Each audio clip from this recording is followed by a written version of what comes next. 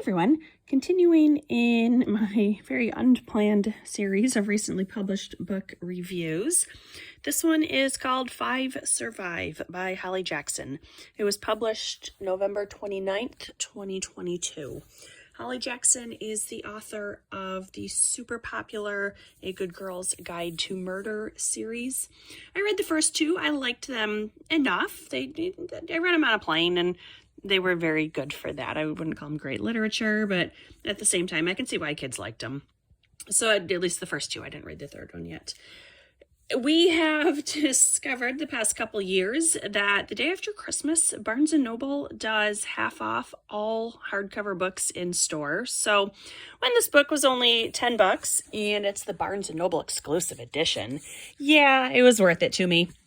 Although for the life of me, I have absolutely no idea what makes this the exclusive edition. There's nothing added at the end that's not in the other editions. Maybe it's just the different cover art. I'm not sure. So the gist of this story, and I'm not going to give away the ending because that's no fun.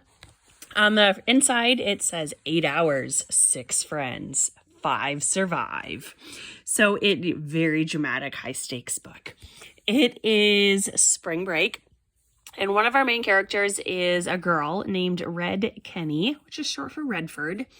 And her mom was a police captain who was killed in the line of duty. And dad has been pretty much absent mentally ever since then. So Red doesn't have a ton of money. So she and her friends decide that rather than flying to spring break, they're going to borrow an RV from one of their classmates' uncles, and they're going to drive it from Philadelphia to New Orleans. It is a 31-foot RV. They tell us that many times, not 30 feet, 31, and there are going to be 6 of them using it. So our characters are Red Kenny, her best friend, whose name is Maddie, her older brother, Oliver, his perfect girlfriend, whose name is Raina. They're in college. The brother and the girlfriend are in college. A friend from school, who's named Simon, and the guy Red wishes was more than a friend. And I read this last week, and I've already forgotten his name. What is it? Arthur? It is. It's Arthur. It's an old-fashioned name. So they are driving and they miss their turn. And of course, they don't have any paper maps. And without cell service, they're kind of driving blind. The RV gets stuck. They think they can drive it through. And what do you know? They get stuck in the trees. And then they get a flat tire. So that's troublesome. And while they are backing out after they fix the flat, all 4 tires go flat. So they realize that perhaps this is not an accident. And sure enough, they find a walkie-talkie that someone has planted outside the RV to communicate with them. And the voice says, and they all refer to him as he or Sniper. So the Sniper says that one of them has a secret and he wants them to reveal the secret before sunrise.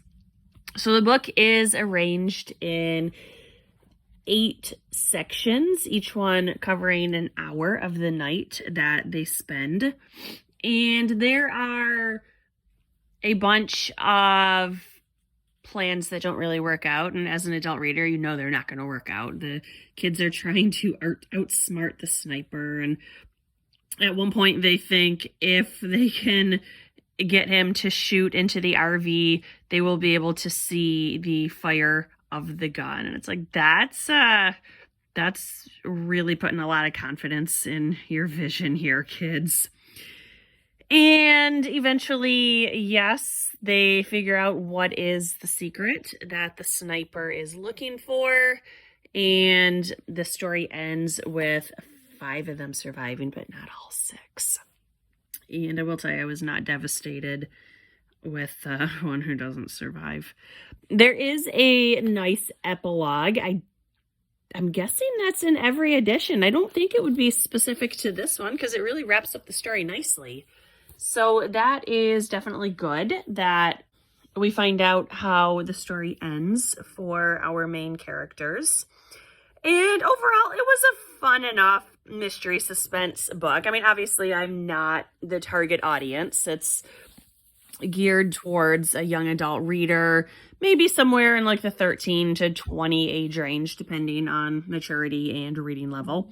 I could see a lot of my students really liking this book. I didn't hate it by any means. I just thought a lot of what they were doing wasn't necessarily the best choices they could have made, but I'm also looking at it from an adult perspective.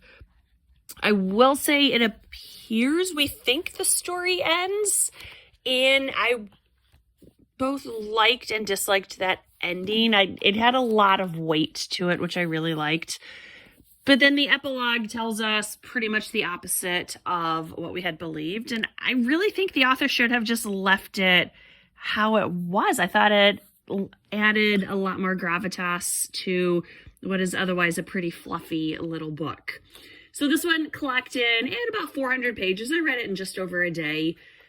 It's, it's this sort of book that if you're like on a plane or looking for something that doesn't require a huge amount of concentration, it might be a good choice. It's not great literature. In 6 months, I will have completely forgotten it. But at the same time, I did enjoy it while I was reading it. So this is called 5 Survive by Holly Jackson. Thanks for watching. Bye.